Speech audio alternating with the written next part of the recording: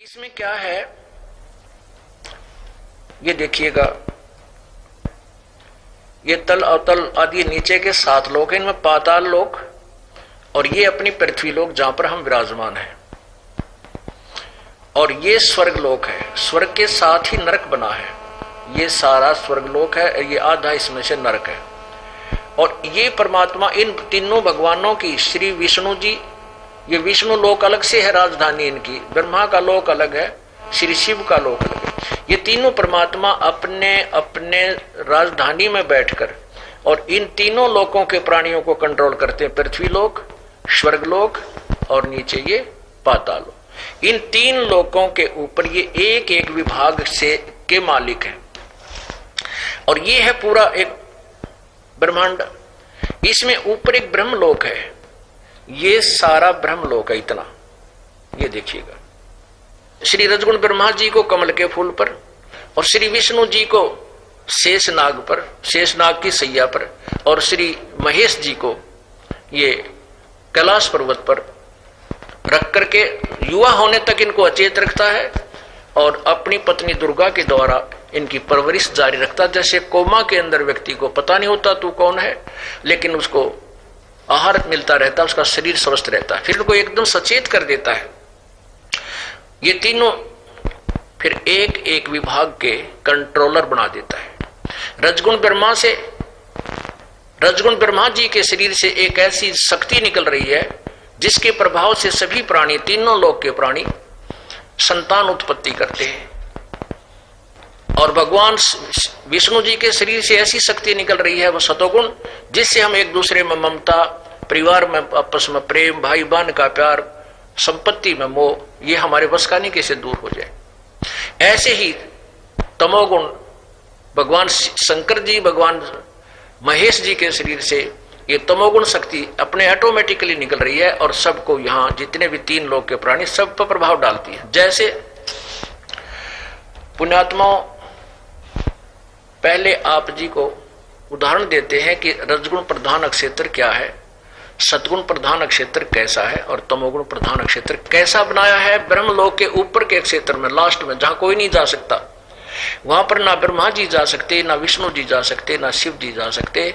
वहां केवल दुर्गा भी इस काल ब्रह्म की अब सब इच्छा से वहां जा सकते हैं, नहीं तो इसका भी अलग से लोक बना रखे। अब जैसे एक मकान में 3 कक्ष हों, एक कक्ष में अश्लील चित्र लगा रखे हैं, नग्न तस्वीर लगा रखी है, वहां जब जाता है इंसान तो उसके अंदर एक उलट सुलट बकवाद मन में ऑटोमेटिकली प्रारंभ हो जाती है, और जब तक उस कक्ष में रहता है उसका वैसा ही स्वभाव रहता है। और दूसरे में लगा रखी है साधु संत फकीरों की, महापुरुषों की। जब उस कक्ष के अंदर जाता है व्यक्ति तो वहां जाकर के उसका एकदम शांत विचार हो जाते हैं, और परमात्मा से डरता हुआ हर सोच विचार रखता है। और तीसरे में है शहीदों की, देशभक्तों की, उसमें जाते उसके विचार उन्हीं जैसे क्रांतिकारी हो जाते हैं, और उसी तरह का उसका मनोबल बन जाता है। ऐसे इस काल भगवान ने, इस सदाशिव ने अपनी सूझबूझ से ब्रह्मलोक के ऊपरले क्षेत्र में जो बिल्कुल गुप्त है, वहां इसने 3 स्थान बना रखे, और वहां अपनी पत्नी दुर्गा के साथ ये 3 रूप धारण कर लेता है। जब ये रजोगुण प्रधान क्षेत्र में होता है तो ब्रह्मा रूप धारण कर लेता है, 5 मुंह बना लेता है, और दुर्गा को अपने साथ रखता है सावित्री रूप में। इनके संयोग से जब पुत्र उत्पन्न होता है उसका नाम ये, वो रजोगुण युक्त हो जाता है, उसका नाम ब्रह्मा रख देते हैं। और दूसरे क्षेत्र में जब ये सतोगुण प्रधान क्षेत्र में जाता है तो वहां विष्णु रूप धारण कर लेता है, महाविष्णु, और दुर्गा को लक्ष्मी रूप धारण करा लेता है। वहां जब तक ये उसमें रहते हैं, जब तक इनसे बच्चा उत्पन्न नहीं होता, तब तक सतोगुण प्रधान क्षेत्र में होते हैं। तो वहां जो पुत्र उत्पन्न होता है उसको वो सतोगुण युक्त हो जाता है, उसका नाम ये विष्णु रख देते हैं। और तीसरा ये तमोगुण प्रधान क्षेत्र में जब ये जाता है तो सदाशिव रूप धारण कर लेता है, और दुर्गा को महापार्वती रूप में रखता है। और इन दोनों के संयोग से जो पुत्र उत्पन्न होता है वो ऑटोमेटिकली तमोगुण युक्त हो जाता है, उसमें वैसा ही स्वभाव भर जाता है। इन तीनों पुत्रों से ये काल भगवान अपने 21 ब्रह्मांड की जैसे एक ब्रह्मांड में अब सृष्टि चल रही है, तो प्रत्येक ब्रह्मांड में रजगुण ब्रह्मा से हम एक दूसरे के साथ प्रत्येक प्राणी जो है ना सृष्टि कर्म करके संतान उत्पत्ति करता है, जीव के बस की बात नहीं। और आपस में ममता, माता पिता में मोह, पति पत्नी का प्रेम, भाई बहन में ममता, अपनी संपत्ति में जो मोह, ये भगवान विष्णु जी के सतोगुण के कारण है। और तीसरा जो तमोगुण है, जरा सी बात पर लड़ पड़े, लट्ठम लट्ठा, गोली चल जा, मृत्यु को प्राप्त हो जा, राजा लड़ पड़े, लाखों लोग मर जा। तो ये तमोगुण प्रधान, तमोगुण का असर है, ये भगवान शिव जी के शरीर से निकल रही शक्ति से प्रभावित है। अब जैसे एक कक्ष, एक मकान में 3 कमरे हैं या 4 कक्ष बने हैं और रसोई में मिर्चों का छौंक लगा दिया। अब वो मूल वस्तु साकार वस्तु तो है रसोई में, और उसके निराकार पर शक्ति ने जाकर कहां प्रभावित कर दिया, तीनों कक्षों में बैठे व्यक्ति छिकम छीक हो गए, उनके बस की बात नहीं।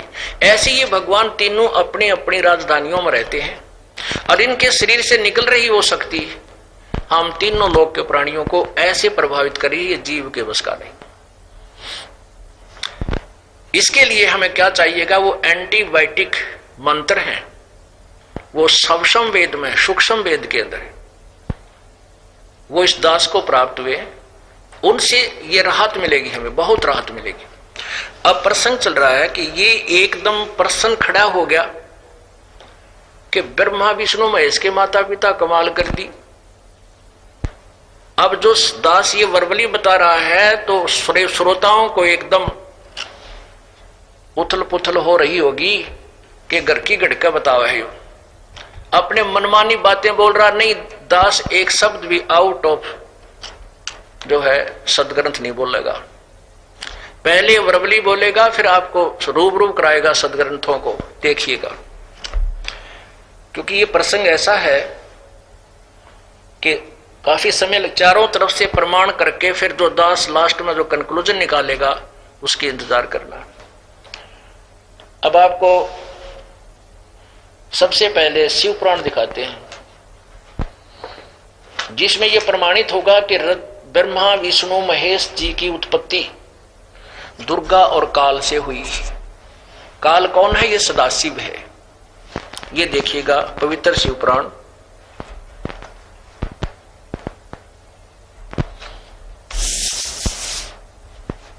और गीता प्रेस गोरखपुर से प्रकाशित है।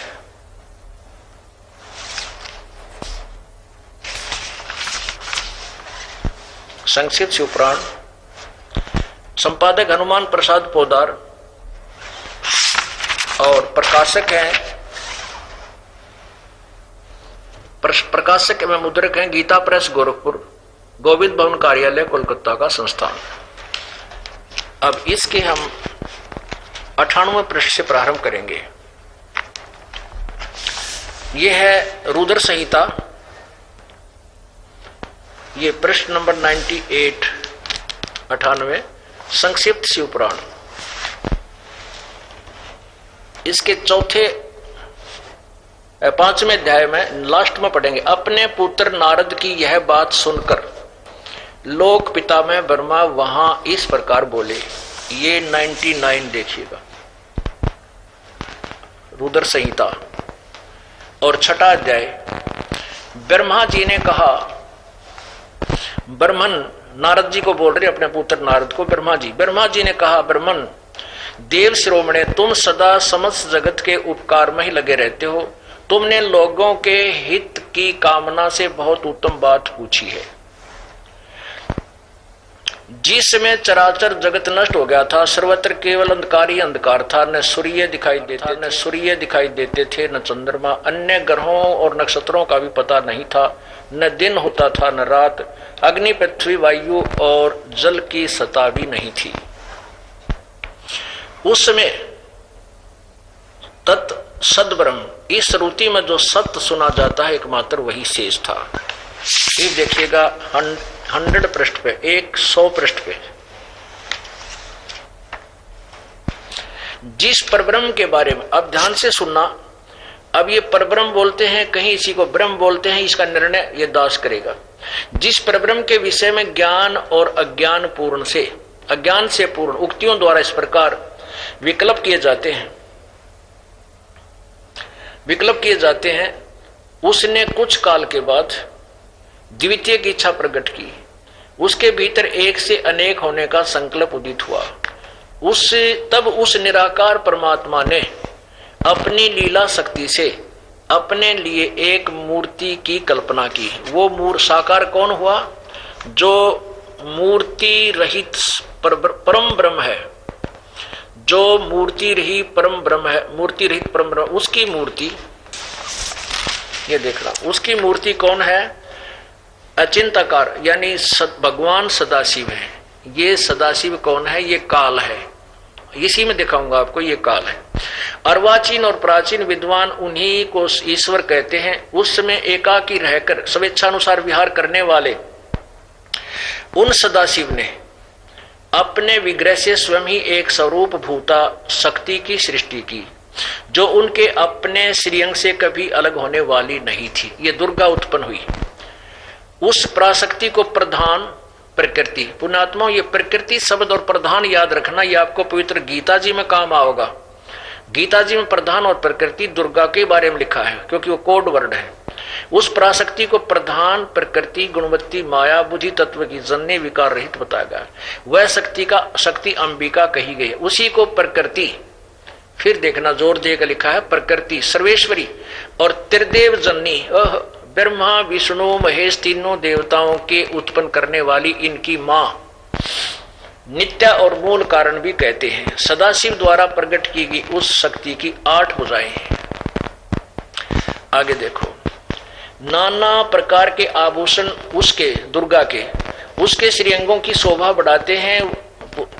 वह देवी नाना प्रकार की गतियों से संपन्न है और अनेक प्रकार के अस्त्र शस्त्र धारण करती है। ये दुर्गा की तरफ संकेत है। एकाकिनी होकर वह माया संयोग वसात अनेक हो जाती है, यानी वही सावित्री और पार्वती और लक्ष्मी रूप धारण करती है। वे जो सदाशिव हैं उन्हें परम पुरुष ईश्वर शिव शंभु और महेश्वर कहते हैं। आगे देखो, अब 101 पृष्ठ पे रुद्र संहिता। वे अपने सारे अंगों पर अंग रमाए रहते हैं। अब यहां देखो, उन काल रूपी ब्रह्म ने, अब यहां इसको उस भगवान सदाशिव कहा है, इसको यही बोला है कि वे अपने सारे अंगों पर बसम रमाए रहते हैं।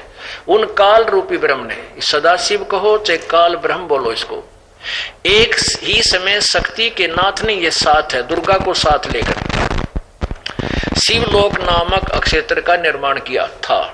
उस उत्तम अक्षेत्र को काशी कहते हैं। वह परम निर्वाण का या मोक्षदायक स्थान है जो सबके ऊपर विराजमान है।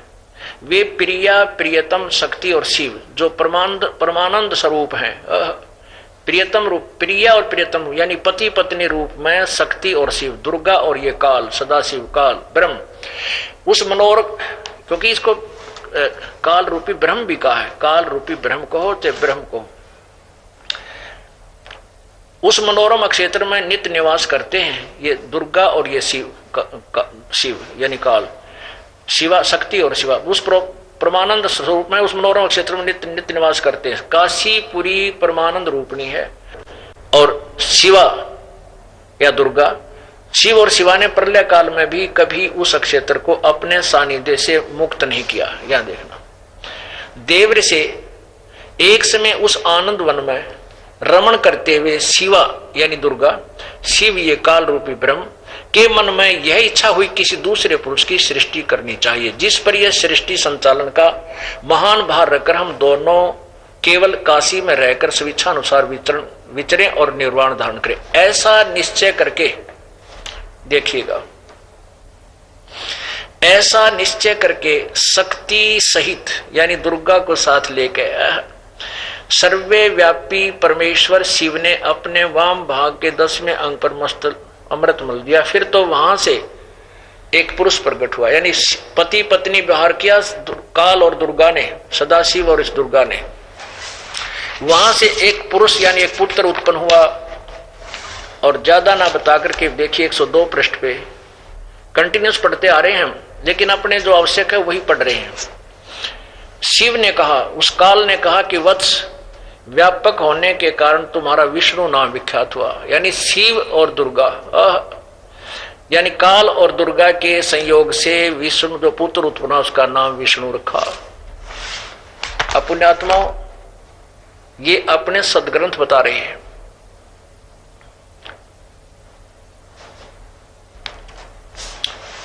अब ये देखिएगा 103 पृष्ठ पे, ये तो विष्णु की उत्पत्ति आपने पढ़ा। अब देखिएगा ब्रह्मा जी कहते हैं देव से, यही अपना वर्णन करते आ रहे हैं। तत्पश्चात यानी विष्णु की उत्पत्ति के पश्चात कल्याणकारी परमेश्वर सांब सदाशिव ने पूर्वोत्पर्तन करके यानी दुर्गा और काल के संयोग से मुझे अपने दाहिने अंग से उत्पन्न किया। उन महेश्वर ने मुझे तुरंत ही अपनी माया से मोहित करके नारायण देव की नाभि में डाल दिया और लीला पूर्वक मुझे वहां से प्रकट किया। इस प्रकार उस कमल के से पुत्र के रूप में मुझ हिरण्यागर्भ का जन्म हुआ। अब देखो क्या बोलता है ब्रह्मा जी, मैंने उस कमल के सिवा दूसरे किसी को अपने शरीर का जनक या पिता न जाना। मैं कौन हूं, कहां से आया हूं और मेरा क्या कार्य क्या है, मैं किसका पुत्र होकर उत्पन्न हुआ हूं, किसने इसमें मेरा निर्माण किया है। अब पुण्यात्माओं, ये अपने सदग्रंथ दास केवल आपके रूबरू कर रहा है, अपनी तरफ से कोई मिक्स नहीं कर रहा शब्द एक भी, और ना ही करूंगा पूरे प्रवचन में। हमने अपने सदग्रंथों को भी समझा नहीं, हम दंत कथा लोक वेद सुन सुनकर एक दूसरे के पीछे चल पड़े। अब हम शिक्षित हैं, हमें कल्याण करवाना है, तो अपने सदग्रंथों को पुनर्देखना होगा, विचार करना होगा उन्हीं के ऊपर। अब यहां देखो, इस काल और दुर्गा, प्रकृति दुर्गा कहो, इसको देवी कहो, इन दोनों के संयोग से विष्णु जी की उत्पत्ति ही इनका बेटा है। और भगवान काल सदाशिव कहता, पुत्र तेरा नाम विष्णु रख दिया, तेरा विष्णु नाम विख्यात होगा। ब्रह्मा जी आगे बता रहे हैं कि फिर मेरे को उत्पन्न किया, इसी प्रकार उन दोनों ने अपने संयोग से जैसे विष्णु उत्पन्न किया था। अब तीसरा कौन है, अब दो हो गए।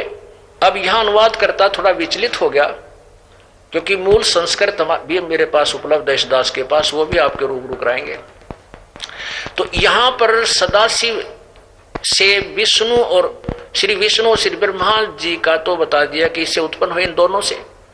ये समझते रहे कि शिव से उत्पन्न हुआ जो तमोगुण भगवान है, नहीं, ये तमोगुणी भगवान और ये तीनों रजगुण ब्रह्मा, सतगुण विष्णु, तमोगुण शिव जी, ये काल रूपी ब्रह्म के पुत्र हैं और दुर्गा इनकी मां है। आगे देखिएगा 110 पृष्ठ पे,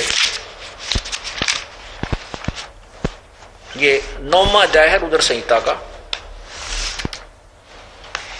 ये देखिए, इसके लास्ट में सिर्फ इतना ही लेंगे, ये 9वां अध्याय। इस प्रकार ब्रह्मा, विष्णु और रुद्र इन तीन देवताओं में गुण है, परंतु